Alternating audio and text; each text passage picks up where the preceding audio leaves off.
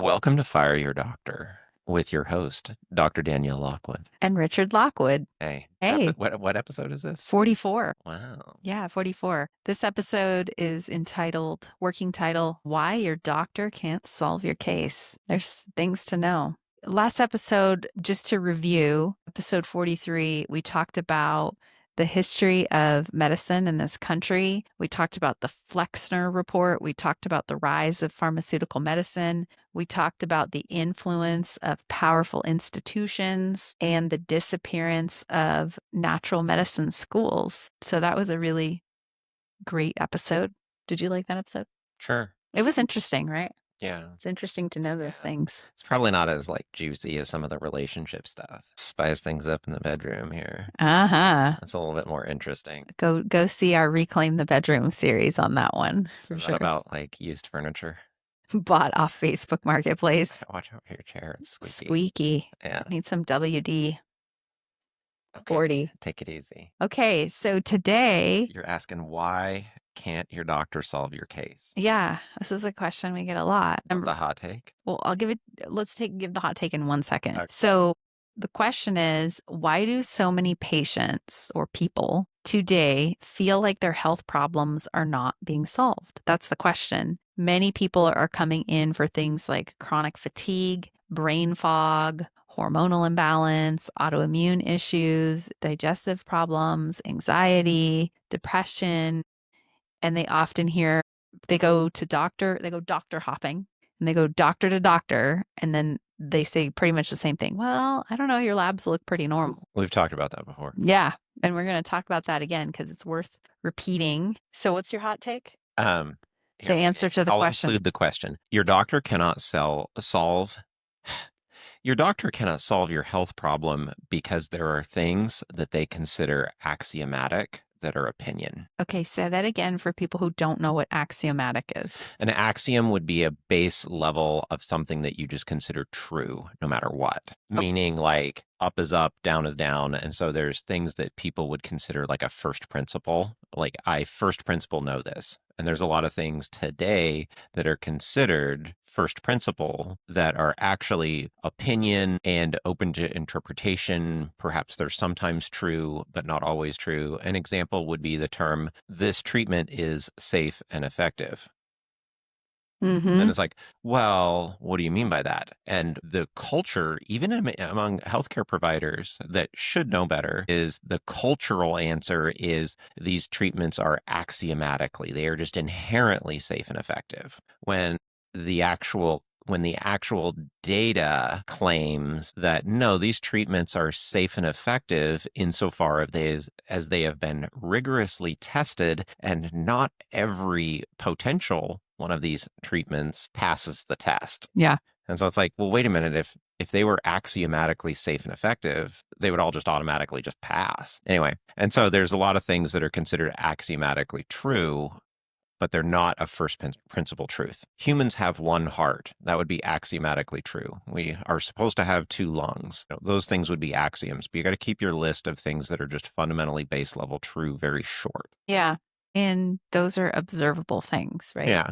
Because like, well, obviously, if all these things are safe and effective, all this stuff, then that couldn't be contributing to it, and this couldn't be contributing. So that would be the short answer. And so there's things that people just consider like a baseline, or, well, there was this one doctor that was absolutely incredible in their field. And this is actually something that you heard in an interview just even a couple weeks ago. This doctor was always just incredible in their field. And honestly, they're the best in the business. But the last few years, quote, she went crazy. Yeah. It's like, so a leading physician in her specialty just, quote, kind of went crazy. And yet this crazy person, who shall remain nameless, but this person is known for having better than average patient outcomes. Yeah. And very much an out of the box thinking doctor. And to be fair, there's things that are very out of the box. Maybe some of those things could be potentially wrong, but the reason that this other physician said, well, she was a great doctor, but she went crazy, and now, frankly, she's still the best at this, this, and this. The reason that he made that claim that she went crazy, not my wife, I mean, could have been no, but the point is he was making that claim because there were things that he considered foundationally true, axiomatically true, that she had come to question, if not outright challenge. Right. And so it's like, you don't think my axiom is true, you must be crazy. Kind of like somebody 1,000 years ago would have said, some science guy was like, hey, I think the Earth is round because of these mathematical equations. And it's just like, okay, well, this person is automatically, they must be crazy, Mm, burn them at the stake. that's true. And so that's kind of like the things that are happening in medicine, where it's like there's this entrenchment around things that are believed to be true, but may not all be true. So, we're going to focus today on why the system struggles to solve complex health problems. So, first of all, I think it's worth just saying very plainly that modern medicine, as we know it, it was designed for acute disease, right? True.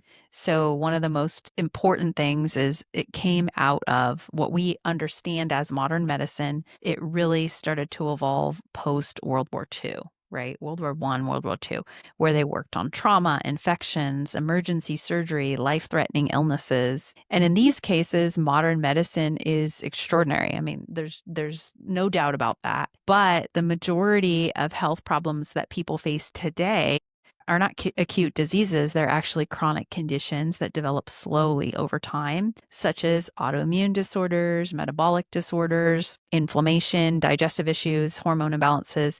And they usually involve multiple systems that interact with each other. And this is where the modern system begins to absolutely fall apart. Right. I think Yeah. part of that is just endemic in a system that is specialized. Mm. So in an emergency setting, you would want a team where you have a group of specialists. You have an ENT, you have ortho, you have this, you've got surgery, you've got all of these different things that are very specific and this kind of specialized like a military unit. But the problem is that we don't really need doctors who are experts at tactics always. We also need physicians who are, in that military example, who are generals. So it's like, why are we fighting?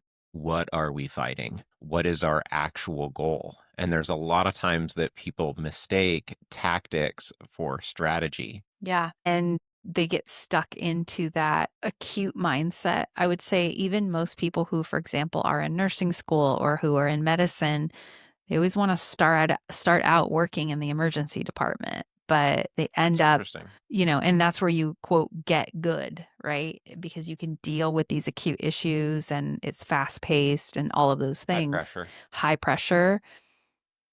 And that's wonderful. We are so glad that those things exist. And we do need a very specific structure and a chain of command. And it needs to actually be run like a military unit. It does. And in fact, we've seen that slip. And our criticism has been that it needs to get more systemized and more exact. And there needs to be very specific protocols. But instead, we've got patients hanging out in the waiting room with IVs in their arms and nurses sitting around at the station complaining about the patients in earshot of the patients. And we can hear you and see you, and you're telling your coworker about your vacation plans as there's people suffering in the waiting room that are like literally infected with sepsis, which is a very, very serious blood condition that Yeah. can be life threatening. But we need to hear how terrible your job is and your vacation plans. So it should actually be run even more like a military, you know, Hmm. when we had. But the most important thing about a military, though, what you're talking about, actually, that's a lack of strategy and leadership. Mm. And then that directly affects morale. Like, Also real life. That really, really yeah, that, happens. that literally, really happened to Yeah. a patient that we know. Yep. Anyway, the problem is actually like, no, there's a proverb. I forget the chapter and verse, but look it up. But it's like, where there is no vision, the people cast off restraint. And this actually gets to tactics versus strategy. Is Mhm. you can have the best tactics as far as like, well, this is what we do when this happens. And if there's a major bleed, like we have this whole protocol and everything. But if you don't have a strategy and more importantly, like a mission that people actually believe in, you will have that failure of morale where it's like, I'm just here for a paycheck. My boss doesn't care about me. And like, you don't really even care about the actual mission of saving lives anymore. Right. And the system isn't necessarily filtering for that type of personality, that attentive, detail Oh, it's oriented. filtering, Well, I mean, yes, but it's filtering them out. how do I say that? Like opting them in, like checking the box to opt in that type of a Yeah. personality. It's a much more what we're seeing is much more of a compliant type of personality. I don't know. I mean, there's just an incredible culture shift that I've seen even within the hospital system in the last 10 years, but especially in the last Five. 5 years. Well, yeah, a lot of the conscientious objectors kind of left or went into early retirement during COVID, or were Mhm. just like, I don't think this is how we should be treating patients. Nobody's listening to me. And this would actually be the kind of bad part about the military. You hear about like kind of the military where it's like dig a hole in the middle of nowhere and fill it in, and then throw millions and billions of dollars of military equipment overboard into the ocean because reasons, or Yeah. leave immense caches of weapons in Afghanistan so America's enemies can just have them for free. Yeah. Like stuff like that, you know? And so it's like we're getting that the kind of calcified breakdown, this institutional evil. I don't necessarily mean evil always as far as conscious, like I'm going to go do something bad, but evil as in corruption. And just a general laziness around things. And of course, we have nurses in our family and we Yeah. love them. I am not saying that this is every nurse. I'm not saying this is every doctor, but I would just say in general, we're seeing a very low standard for what is considered to be Nurses and doctors who care get punished by a system that doesn't care.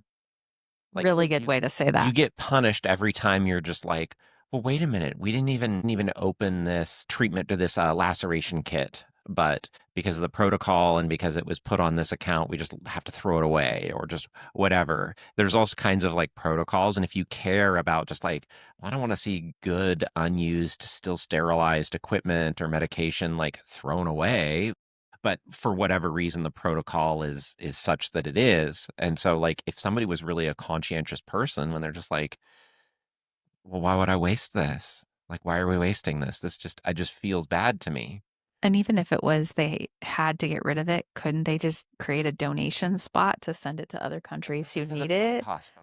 Send it to the I don't, dogs, like something. but that's just one example. But I mean Yeah. that the person that kind of cares every time they see something like that happen, just like a little bit of your conscience just kind of dies. Yeah. Every time you see this patient where you're just like, well, we have to discharge this patient even though they're not better and we all know it. We have to admit this patient even though deep down we know that they're just simply med seeking and this is all just kind of bogus anyway and it's going to be a complete waste of time. And so over time that is going to create a burden on the soul and conscious of anybody that cares. Yeah.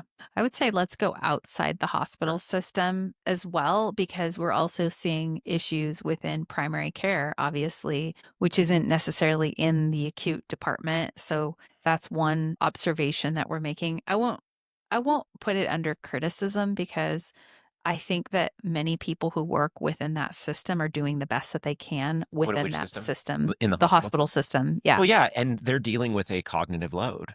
Like, I'm just here to save people's lives, and every day I see waste. I see people that don't need to work there. I see patients that should have been discharged a long time ago. And so you would see that. So not only do you have to do your job, but you have to like kind of swim against the current. Yeah, it's difficult. But within primary care, we see other issues with structural challenges. For example, the amount of time a physician's able to spend with a patient, they operate somewhere between 8 minutes and 15-minute appointments. Yes. And within that short window, the physicians are expected to review the symptoms, evaluate the labs, document the notes, prescribe the treatments, move to the next patient. That's a lot. That's a lot. Let's not also forget establish bedside manner. Yeah. Establish like Hi, how's it going? All right. look this person in the eye and decide, do they really need this medication? Like Yeah. what's really going on with this person? Yeah. They don't even have time to ask that. And people might come in with a couple of different complaints. Like I had a patient who had to go into the primary care for Chose to go in. chose to go in for insurance coverage purposes because Yeah. they're required by their insurance to see a primary care, regular primary care as Yeah. well. And she had three things that she wanted to talk about. And she had 8 minutes, and it took her 4.5 months to get this 8 minute appointment. And the doctor stopped her 1 minute in and was like, nope, there's no more time to talk about these other things. Well, how am I supposed to get these addressed so that I can You're get the gonna have to proper set. referrals? You'll have to set up another appointment. You mean in 3.5 months? She was like, this is ridiculous. So, But I would say that same in that insurance-based medicine system, good physicians and good nurses are likewise again being punished. yep. If you actually want to take the real time with a patient, you're not going to be able to get through your patient load for the day. And you're And so also not going to get compensated the the way more that you you need to. care, the less money you make. The Yeah. better job you do, the less money you make. Yeah. So I don't know that I would blame the doctors for that, but I would blame the system for that. Yeah. And there's a lot of doctors who end up leaving that system eventually to Yeah. do something like a concierge practice or direct primary care or something like that. Or they just go fishing. Or they just retire. Like, I don't That's what I mean. know. But that's what I mean is like that doctor that actually cares. Like I had one I think in the last 10 years, I've only had one PCP visit that was not with you as my PCP. And during that visit, the doctor was almost an hour late. Yeah. And I was just like, who is this joker? But like when he actually sat down with me, he took longer than his time. And I was just like, you poor soul. Mhm. This is somebody who's actually Who really actually cares. trying to care about these Yeah. people. He's getting punished because the nurses are looking at him and patients are waiting and everybody's late and like this is happening. And so my first impression was, come on, dude, just give me this, like give me my test and like let's just go. And what I actually found was somebody that was there trying to be a doctor for the right reasons, and he was Yeah. being actively punished. Yep. And so there's, But that doctor is going to burn out sooner, yeah. retire sooner, Yeah. passed over for a promotion, Yeah. and like basically get less far in the system and ultimately get flushed out sooner than someone who is more cynical. Percent. And so now we have a system that's going to concentrate the kind of cynical, this is stupid, the hospital's stupid, my job is stupid, the patients are stupid. Let's just sign and I'm going to go play golf. Yeah. So the diagnosis code system. If anybody's ever worked in insurance billing or they know insurance or patients had to run their insurance, you're looking for a code. There's a CPT code. That means that marks a procedure that's about to happen, like an office visit, a 99214, Well, first off, those are ICD, which ICD stands for I can't decide. Those are I CPT, but the other I ones made that are. up. ICD does not mean I cannot No, it decide. doesn't. No. No, I don't even know what it stands for. yeah. But We'll go with I can't decide. but they mean that is the appointment, the type of appointment that's happening or the type of procedure that's happening. The diagnosis code system is called the ICD. They're on ICD 10 now, version 10.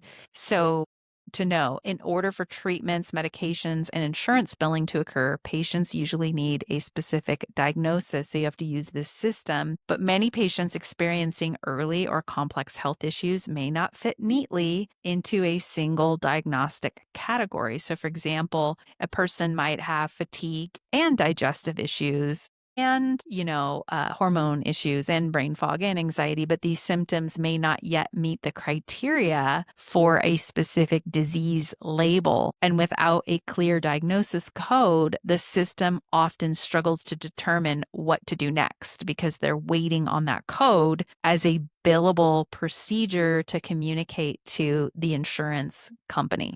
That's actually a kind of a prideful system Yeah. because number one, it assumes that every condition is all we already know everything that there is to know. Number one, and number two, oh man, I'm at a loss for words almost, which is rare. No, but she knows. I love you. No, but think about it. I mean, like, how far gone are we that everything that a physician is and does is reduced into a billable and a specific diagnosis with predefined approved procedures. It's So insulting. And that's what I mean. It's and just furthermore, it's the reason why they're threatening that, well, medicine's eventually going to be taken over AI is going to take over medicine. And I'm like, you're right. The conventional system will most likely be taken over by computer doctors because they have reduced the art of medicine To into these finite. very Yeah. finite, specific, but non-descriptive codes of what patients are going through.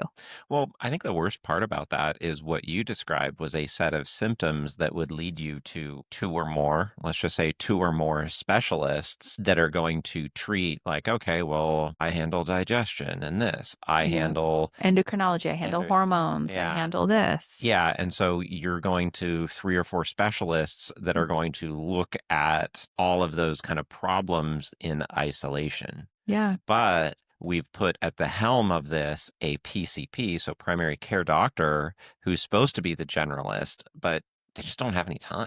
They don't have enough time, and quite frankly, if they've been born and bred within this system, they Unless they haven't. weren't bred in this. That's Well, I'm using that sort of in the training I'm aspect of teasing you. of I'm of that. teasing you. It's like you're not supposed to breed in that system. Some people do.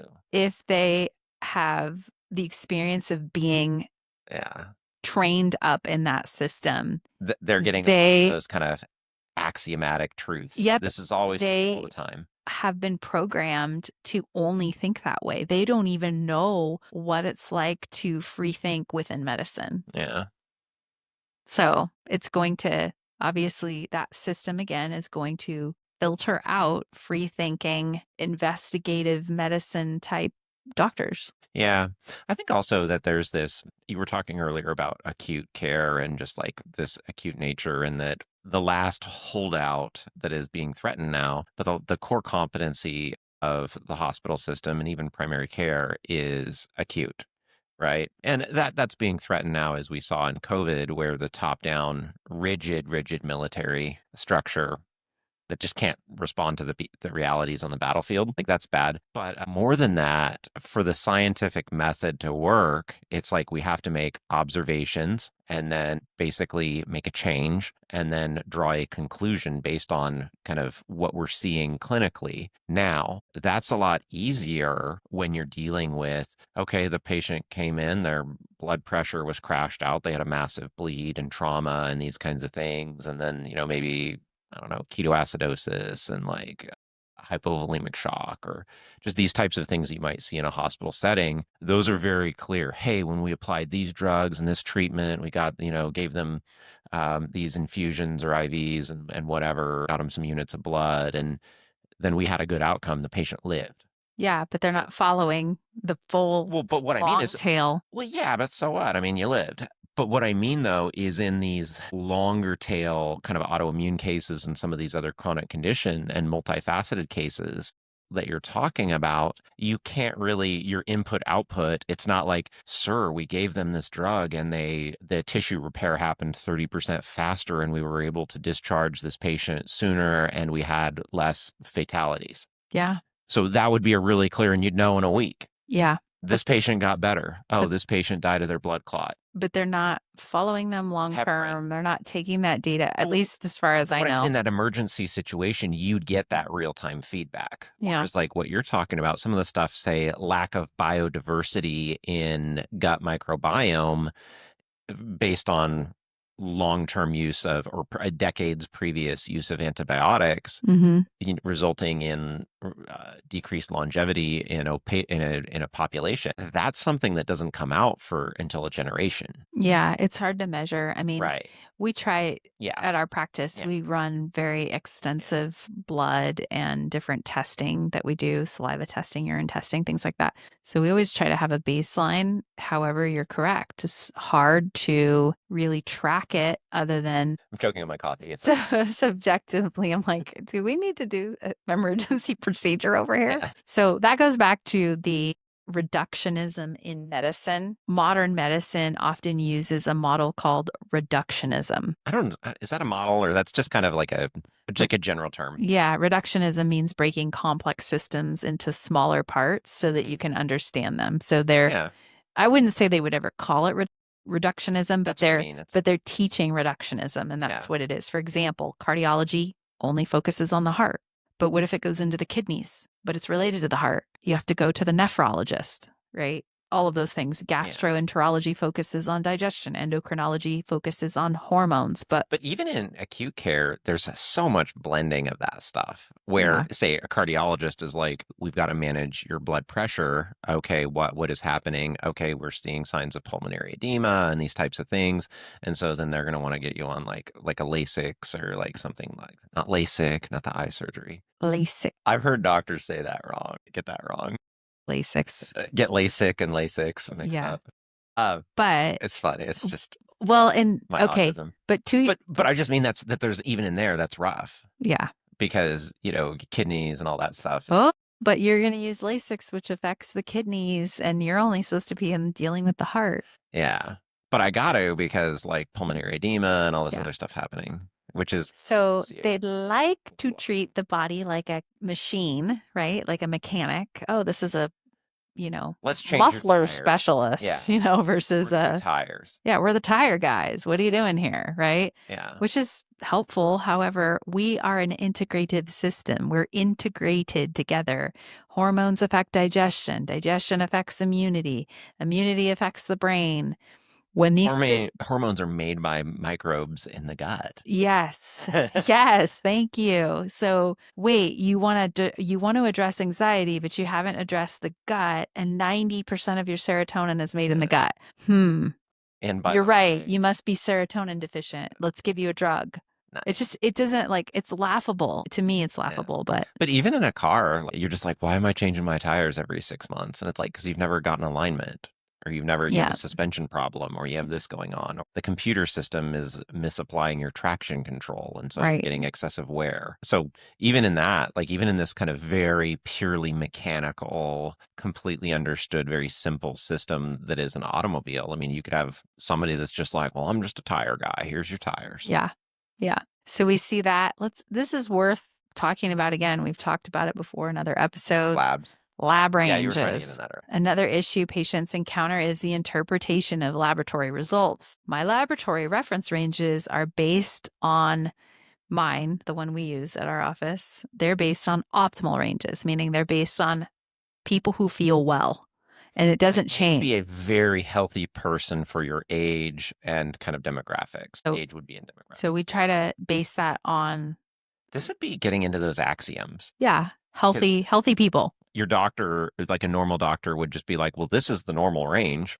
We're going to compare you to the normal range. But the lab ranges, just to remind everybody, are based on the average person, not the healthy person, the average person walking in to get labs within a 500-mile radius of the lab that you walk into. Or some of them aren't walking. Or being wheeled into. Yeah. Either way, it's the average. And that's why Yep. we see the range, for example, for testosterone has dropped because the population has seen a huge, massive drop in testosterone levels. Let's break that down for a second. So what you're saying is that let's just imagine that the top 30 to 50 percentile of a population, the top healthiest 50 people out of 100 people probably aren't getting labs done every 3 months. No. Guess who is getting labs every month? Somebody with cancer. And diabetes. Somebody with diabetes might be like every 1 to 3 months. Somebody with other kind of chronic conditions and continuing care. And so you're already comparing yourself to like the bottom half of the class. Yep. And it's like if you're below 60%, you failing. So you are comparing yourself, and it's not like a moral judgment, but if we're looking at a normal lab range, that lab range is going to be skewed so far already right out of the gate because only people that aren't feeling great are probably getting labs that frequently. Now, here and there, you'll get the other side of it where there's the Joe Rogan guy that's like, I'm going to be jacked and I'm going to be like, hyper optimized. But number one, a lot of those people aren't going through standard labs. They're getting private pay, whatever. And number two, they're probably not getting them at the same frequency. Mm-hmm. So you've got the top 1% of, say, biohacker, health optimizer, and that actually would be probably even less than 1% of the population. Right. I would call that 1 in 500 people per capita. And the bottom half of the failing class. Correct. So you get the 99.9 percentile and the failing. Could we make an argument, though, that even some of these extreme athletes are not really giving us healthy ranges anyway. Well, I guess what do you mean by health? Yeah, most of our I'm gonna go climb a mountain. athletes are pretty depleted when they come Yeah, in. It's actually, like, and that's a fair point. Yeah. yeah, you're Yeah, just their like, okay, thyroid's a ticking time bomb, yep, and they're gonna be able to sustain this kind of professional athletic level for another 2 to 5 years. yep, exactly. Fair. Actually, yeah, that's a great point too, Yeah. is that somebody that's killing their body to get absolute maximum performance is not the same as somebody that's like, "I'm gonna live to 110." One of our athletes Athlete. athletes that we see for different things. He's a jiu-jitsu guy. I happened to check a message on Instagram on our business account and he's on there and he went over what he eats in a day and I'm like, this is I can't watch this. I What can't. was he saying? What does he eat? Bananas and rice. Like he's Oh, just that's eating like bananas and rice like all the time. And I'm just like, this I as get a it. pre-workout or Like, I get it. I understand why he's doing that, but I'm also like, how many like, let's times this out by 5, 6 years of him constantly in this cutting class, gaining, cutting, yo-yoing, competition with yo-yoing back and forth. Like, how many good years do you have? in my experience, about 7 to 9, Yeah. and I probably made it closer to 9, like, But in his or in his case, he's young and all that. However, my point on this is even if you are a athletic kind of biohacker, whatever, fair. there is also My measure is VO2 max and my 5K time, or how did I do in the competition? right, but it doesn't necessarily add up to the best optimal labs, Yeah, is what I'm getting at on that. yeah. Okay. Yeah, I think about, I heard an interview from David Goggins where he was talking about when he had this just he was on the edge of organ failure after one of his, like, ultra marathons Marathons. and Yeah. stuff, and so if you're looking at raw human performance, incredible. Yes. You don't I mean, maybe you do now, but at that point, you wouldn't want his blood labs. Nope. So you're gonna die. Yep, and that's kinda what I'm getting at. Yeah, There's fair, some people who are like, "Man, they are just like the peak of physical condition outwardly," and fair. when you look at their labs, you're like, "This person is an organ failure." Well, let's go back to cars as an example. High performance cars, like, hey, let's go make a 1,000 horsepower car and go race. It's not making it 300,000 miles. You know what I mean? Good It's point. like, yeah, you've slightly, when in my racing days, my wife has witnessed me grenade a motor at one event. So one race, one engine. That took him years to build, by the way. The payoff that's very Mhm. skewed. Like, but I'm just saying that would be an example of trading performance for longevity. It was glorious for one Yeah. round. Yeah. It Well, was. That was a hard one. There you will rise again. we'll rise again. Yeah. I've got a plan. So, just to remind you, this was in our book, Fire Your Doctor. Approximately 74% of adults are overweight or obese. Yeah.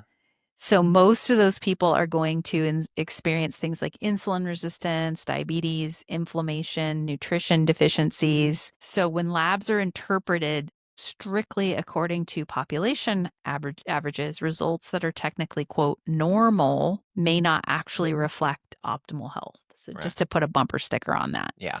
Healthy people are not getting labs, and also most people are unhealthy. Mm-hmm. Yep. That's unfortunate. It is. It really is. When someone develops a chronic condition, it usually does not happen overnight. That's the other thing, Yeah. too. So to really bring this home to the subject of why is your doctor not why is your doctor why aren't you getting Missing. results? Why aren't you getting results? Because he's comparing you to a base population that is going to be a breeding ground for all of the problems that you have. Yeah. Meaning, like, okay, you're in a like, basically, if he's comparing your labs to people that already have insulin resistance, diabetes, other metabolic kind of issues, their thyroid's off, like the downstream kind of baseline inflammations increased, all of those things, you're not going to get better because you're measuring against something that's bad. It's kind of like, I want to get out of debt. Well, what's your measure of out of debt? Less debt. Well, then you're never going to get out of debt because you're measuring against something that is not a standard. Mm-hmm. Or like, well, I want to get healthy. Well, you're measuring against somebody you're measuring against a baseline that is at a risk factor for all of the things that you're complaining about. Yeah. Really looking at the labs within optimal ranges should be the basis of Yeah. what prevention I actually guess it's like, is. if you don't want lung cancer, don't compare yourself to smokers. Right. It's like, Yeah. yeah, but that's what the normal lab Well, I'm results are. not as bad as that guy. Yeah, Uh, that's actually was it Tony Robbins Tony Robbins was saying that, made yeah. this kind of thing that the reason that those shows it's not on anymore. I don't know whoever watches TV, but no, Jerry Jerry Springer, yeah. that it's like Jerry Springer and those kind of shows like that are popular because you can just kind of watch them and immediately feel better about your life. Yeah. And it's just like, well, I ain't doing that. And Like, it's like, the bar's pretty low there, sir. yeah. So, like, yeah, but there's this way that isn't it convenient that the hospital system has made the bar so low that they get a passing grade? Yeah. Ooh, right there. You got him. Yeah, 75% of your patient population's overweight. Yeah. Let's go play 75% of golf. 75% of your hospital staff is overweight. Ooh. Yeah, which is weird because smoking is like it's an appetite suppressant. I have seen so many doctors. I've been in medical school, and I would hang out over, especially over at the main non-naturopathic medical school. Yeah. They would be smoking out by the dumpster, and you're just like, I'd say smoking, that's more of like the nurse. yeah, nurses. And I'm just like, Like, what are you guys doing? just trying to get through a night shift, you know? Yeah, exactly. So, investigative medicine, obviously, that is what we do at our office. When somebody develops a chronic condition, it usually doesn't happen overnight. So, there's a chain of contributing factors that you want to investigate: environmental toxin exposure, nutrient depletion, chronic stress, infections. Is there a hidden infection going on? Gut dysfunction, sleep disruption, right? So we focus on identifying the sequence of events that lead to the current symptoms, not just, well, this is the diagnosis and this is what we're going on. Yeah. Well, also, the other thing that you're doing is you are holding those labs to a much higher standard. Or it's Hmm. like, well, you've got all these kind of autoimmune type conditions. It's like, well, we're not going to move you out of that unless we raise the standard almost exponentially for Yeah. a lot of these things. And I'm not also looking at it from a coding perspective as well. We've never taken insurance at our office, so that isn't something that I've really had to look at aside from creating, a coded bill for somebody. But That means that you could take a receipt from our office and take it to your insurance and potentially get a partial reimbursement. yeah, But that's on you and yeah, on them. yeah. But so to go back from a conventional perspective, the doctor is literally sitting there listening for the cues to get the code, right? To get, okay, well, they said headache. So what part of the head again? Okay, yeah, frontal headache. Okay, great. So now they've got the code for that. And then they're looking for another thing, which is then what medication can I prescribe? Because they actually get A reimbursed list. higher if they prescribe something during that visit. So there's different ways that they'll ask just enough questions to be able to get however many pertinent questions they need to get the code, and then they're asking questions then to be able to figure out what drug will treat this symptom so they can prescribe it. Yeah. That's very different. I'm Yeah. I'm looking for the details. I do a very extensive historical timeline. When did this start? When did you start feeling this? When did these symptoms start? What was that about? So it's very detailed. Obviously, that's going to take more time. What changed before the symptoms began? What systems might be overwhelmed? What is the emotional state and Yep. lifestyle state that accompanies these things? Yeah. And I mean, Oh, it yeah. could even be something as just like monthly cycle. Yep. Well, a week before, and it's like, oh, okay, well, let's talk about sex hormones. Let's talk about stuff like that. Or it could just be like, okay, so you're getting these migraines when two things happen. Number Mm-hmm. one, it's like, okay, like, hey, you have to deal with, I don't know, like your mother-in-law and then this and this. And so it's just like, okay, yeah. And so, but those aren't things that really fit into like a neat coding. And I think there's just things like that that are Pivotal.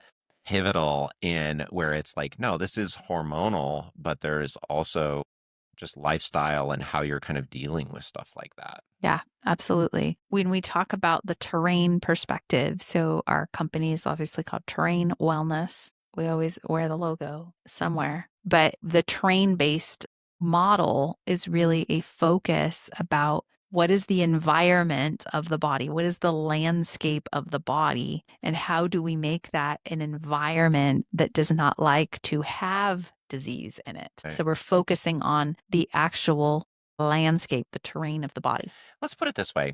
I think that, and both are needed. So there's deductive and then there's inductive, right? And I'm Hmm. probably going to butcher this a little bit, but in an ideal medical care system, we would have people starting big picture, and then you would also have people like starting at symptoms and working out. And hopefully you'd like meet in the middle. Mm. And the case could sometimes just simply break based on like starting at the symptoms and then just kind of like working your way back until you really get to the end of it.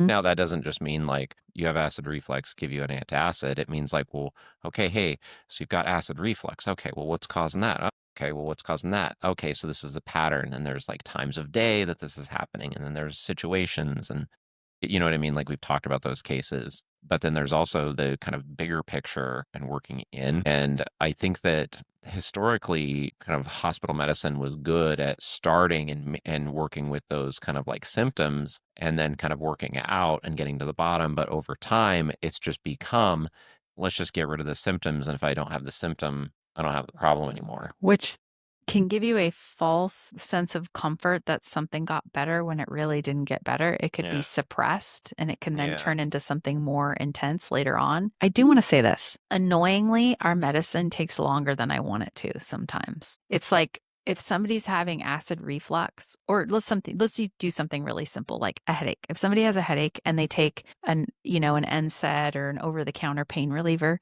most of the time it works. Most of the time it Oh, works sure. like pretty good and quickly. Now, our medicine is really trying to go, well, why are you having that? Okay, well, you're having it because your monthly cycle, your hormones are off. Okay, well, it's going to take at least 3 or 4 cycles to get that balanced out as we're cleaning up your gut and balancing your hormones and getting your thyroid right. And it sometimes takes a while to see those headaches fade until they do. And so, Yeah. one thing that I run into as a physician who thinks this way is really emotionally and realistically preparing somebody for the slowness of the medicine. I think there's also this kind of thing where it's like there's a certain set of patients that'll be like, and this also leads to physician burnout Yeah. when you're just like, you start with that kind of heart for the patients and heart for the medicine, but over time, there's a lot of patients that are like, yeah, I don't want to change. And you're just like, I guess this guy is just going to keep doing fentanyl. Okay, let's Yeah. Yeah. just get him stabilized. I'm just going to just sign off and just go cry. Yeah. But eventually, you just have to not care. Yeah. And so there's also this patient set that just kind of wants a quick fix. And Mm. like, let's talk about these cycle-based headaches. Let's just pick on it. It's like there could be a lot of multimodal things that could get really uncomfortable. It's like, okay, maybe you need to talk to your husband and just be like, listen, you know what? I know you know. It's kind of tougher for me at about this time of the month, every single month. And so, like, I need a little bit of compassion from you. I need you to understand where I'm coming from. I'm not trying to be short with you. I'm not trying to start an argument, but I might need a little bit more help around then. Or maybe some of the things that you're kind of realizing and you're just kind of in a bad mood and you're like, you know what? And it kind of bothers you the other rest of the month, Yeah. but you just don't say it. And Yeah. so that's kind of a level of a hard conversation. And maybe it's like pushback and the husband's like, "Listen, I've been working 50 or 60 hours a week to pay for this school that you wanted to get the kids into. And so like I'm burning at both ends too." And so it's not just like I said I wanted you to take out the trash 10 times a day and blah. So it's not just one-sided, but even in that situation of headaches, you will get patients that it's like, "No, I didn't sure you'll pay the money to come see me, but will you pay the price?"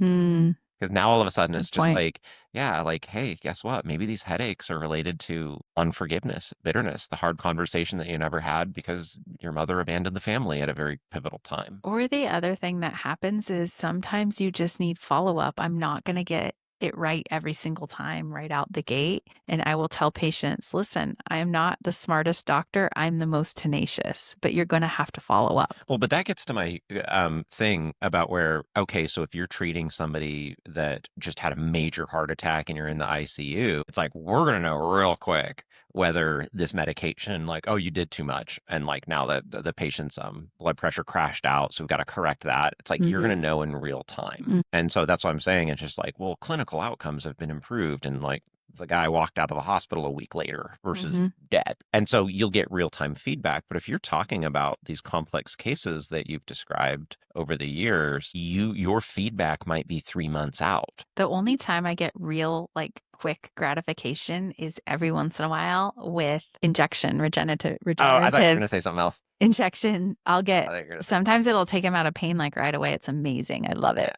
Now I'll there's get still those. gonna be a backfilling, Yeah. like a, "Hey, listen, this Just worked for you. we're on the right track. Now you You need got to spend the next yeah. 3 months following that up. Yeah, PT and Yeah. doing this and keeping the inflammation down. But yeah, I there's thought you a were going to say emotional clearing. And so, oh, like, well, yeah, that's true. because that's the one where it's just like, you know what? Finally had the hard conversation with my husband, and he's Yeah, like, yeah, that's why I'm staying out late at the bars because I'm just that's afraid true. to come home. Yeah, there's a couple ones that I'll get, or every once in a while I'll just get the perfect acupuncture point too that clears things. Like Yeah. That's really you'll get the yeah. wins every once in a while, but Yeah. they're so rare.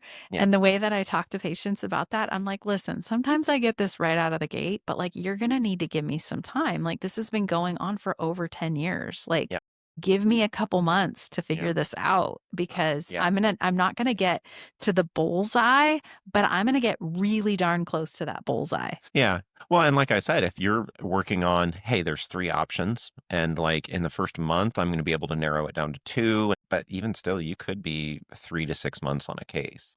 And Yeah. here and there, there's a case that takes a couple of years. Like there's a Yeah. couple that stick in my mind. You know Yeah. which one I'm talking about. Yeah. But it's Yeah. just like But we then they tried. just yeah. We Yeah. tried. We got a break. We We got a got a break. break. We Yeah. finally got a break. Thank you, Yeah. Lord. Yeah. Yeah. And nobody and I'm like, listen, I know you want to get better, but I want you to get better too. I am not trying to like On keep so you many here on so many levels. I want to see this. I want to see you win. I want to see you get results. well, it's not just I want to see the patient win. It's like I want to win. I want to win. I want to see the patient I win. wanna win. Yeah. It's like, I don't wanna have this as a big, like, black mark. I charge somebody money and then they're not better. Like, that sucks. Yeah. Yeah. Because we actually care and we Yeah, actually have a relationship with these people and their families. And but it's that just a really also beautiful gets thing. into something in a lot of these, like, systems where it's, like, insurance with the codes and then this and then this, is the physician and the care team, which, I mean, I'm on IV team, but the care team usually is so far removed from the actual patient's bill. Yes. Whereas, like, I'm the one that writes up my IV, Yeah. like, You billing. know how much they're being I, like, charged. review most of, if not all of the finances for the entire, like, clinic. I mean, so Yeah. I'm reviewing yours, and Yeah. so you and I actually see what this patient's being charged, and we know that they're paying it out of pocket. So it's like, I have to look this person in the eye. And there's just an onus to work for them Deliver. and deliver. Yeah, Yeah. it's just We like have a direct connection to what we're billing. We want and also those patients. and our motto at Terrain Yeah. is we want to charge a fair rate to, make a living. However, we want to over deliver our value. Oh, excellence. Yeah. We're just Yeah. committed to excellence Yeah. as many. And In the again, hospital system, it's so that the person doing the billing has never even met this person, I know. and And it's it's just like, very separate. Sorry, I'm "No, this just is the just what the person, code and this is just says. what the code is. Sorry." And it's just like, how can I make it right? I Yeah. really do try to make it right. Whereas, like, I know this family, and it's just like, "Oh, yeah, you had a flat tire, and you had to pay for this other thing, and you had to pay Hmm. for this other thing," and it's Yep. like, that sucks, and I Yeah. really wanna see them better, Yes. but I also understand that they have financial liabilities outside of us. Yeah. There's actual face time. These are real people to Yeah. me. Yeah. It's Anyway, true. it's a big difference. We're not the heartless banker List, sitting in yeah, the like, bank. You got to be like the Monopoly guy with the like little pipe, just like yeah, right. in there. Okay, so we've got yeah, Or the green visor. What's a green visor? Anything? I don't know. He's gambling or something. I I don't don't know. know. Jeremiah Front wheel. 33. This is from Jeremiah 33:6. This is the NIV, New International Version. NIV NIV. for North. We call it the NIV. She calls it the nip. Okay. Nevertheless, I will bring health and healing to it. I will heal my people and will let them enjoy abundant peace and security. Amen. I love it. Healing's not simply the removal of symptoms, it is the restoration of proper order and function and design. I would say that we don't have time to read that whole passage, but usually when you see a promise like that, promises in the Bible are like always, maybe not always, always, but there's usually an if then. And Old Testament or New Testament, it requires following God. Yep. Many physicians are highly skilled and deeply committed to their patients, to helping them, but the structure of the modern healthcare system often makes it difficult to fully investigate complex chronic conditions. Put it on a bumper sticker, right? Understanding these limitations can help you and other practitioners begin asking better questions. Health problems often require looking at things like lifestyle, nutrition, environmental factors, systemic patterns, emotional health, spiritual health, Family dynamic. family dynamic, Family dynamics is huge. huge, rather than focusing only on the symptoms. So when patients feel frustrated or unheard, it's often not because their doctor doesn't care. I really do think these nurses and doctors, I think they care. I hope they care. It's because the system itself was not designed to investigate complex cases, chronic illnesses in any sort of holistic type way. It punishes the doctors and nurses for caring. And then the other thing is there's this way that humans have to maintain this kind of like a homeostasis as far as their worldview, because it's cognitively very painful to realize that that was it Shaun of the Dead or one of those kind of movies like that. It was this anyway, these two British dudes are like, are we the baddies? And they kind of are just like having this like moment of self-reflection where they're just like in this farcical kind of scenario, or I forget what It's it not was. zombies or something, right? Yeah, Shaun of the Dead was I kind of never saw that. zombies, or no, I don't think it was Shaun of the Dead. It was something kind of like that, where the kind of the dry, funny British guys were Mhm. like, basically they over time got realized that they realized had this that they had That they were the become problem. like this totalitarian. They'd become the arm and the enforcement of a totalitarian state. Let's Yeah. just say it that way. Yeah. And they're wearing these outfits that are very looking like a historic group, and then they're like, "Wait, are we the baddies?" But that's kind of Yes. it. Is Yeah. that we find these ways to just kind of insulate our minds from it. And so I think that a lot of healthcare, they're numbing out, they're putting up like emotional kind of walls. Frankly, they just have to pay off their student debt, which Now but that's going to be very cognitively painful. yeah. Yeah. Like, I'm just thinking about myself. Y'all can just go jump in a lake. I'm just putting these ICD-10 codes in. This person's making terrible health choices anyway, whatever. Yeah. But that's a extremely like nihilistic and cynical worldview. And it's going to be toxic to the soul. And it's toxic to a system that claims to be a healing system. Right. That's what I mean. Whereas with a better kind of structure, but this also just kind of gets into like you look at businesses, what's the difference between Sears Roebuck and Amazon? And you're just like everything and nothing. Oh, so it's this huge multinational thing, and like you could get anything mailed to your house. That was Sears Roebuck. You can even Yeah. get a gun mailed to your house. Yeah. It was like catalogs. Yeah, and it was done via an analog like catalog, and you would mail in what you want with the money, and All like they needed to have somebody do was to just put them online and get them out there and just start creating a delivery But system for it. what happened to it is that it got gobbled up and ruined by, and this has also kind of happened to Kmart, which what's the difference between Kmart and Walmart? Everything and nothing. But basically, there's this certain level of entropy that grows over time where it's like if I am a mid-level executive at Kmart, which was this huge big box store in the 60, I have I have a twin goal. I have make myself and my own career better or do what's better for the company and the other employees and ultimately the customers. And those are not the same things. And Mhm. so over time, you end up with this where people are actually incentivized to start hurting the company, but for the benefit of your department or you or like whatever. And so this is that process where basically companies start innovative, creative, highly profitable, but also adding a tremendous amount of value to customers. And over time, the value proposition to the customers gets less and less. And then also the politics and the overhead and the expenses and the friction of actually running the business become more and more. And that's because of this kind of tragedy of the commons where one person's benefit kind of hurts the whole thing. Like, do you remember like 20 years ago when Amazon was just crazy deals? And then all of a sudden it just kind of wasn't. You're just like, okay, Mm. that's that. That's the Yeah. beginning of that. Yeah. And so, Well, they have to pay these $300,000 a year yeah, salaries and support multiple wh- properties and whatever who kind of knows what. thing. Yeah. Okay, so So hospitals, the point is that hospitals are getting to that age where they have a lot of kind of friction and overhead and people that are defending their department, defending their reputation, defending their retirement, and it's harming patients and harming the health of the hospital. and this is where the hissing starts. Well, it's just it's the inefficiency of like there's a whole life cycle. You can read about it in sociology. Yeah. Okay. Well, Companies, institutions, governments, all those things have life cycles. yeah. In the next episode, we're going to actually have a conversation.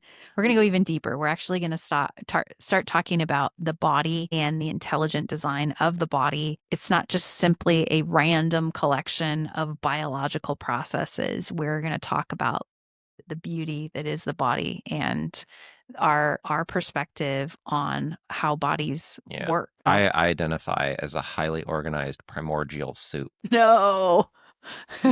That just randomly got struck by lightning and started to evolve. Have you ever seen people like spell lightning as lightening? Yes. Yes. All right, let's just All right. Well, thank you for joining us on episode number 44, and we'll see you next time on Fire Your Doctor. Bye.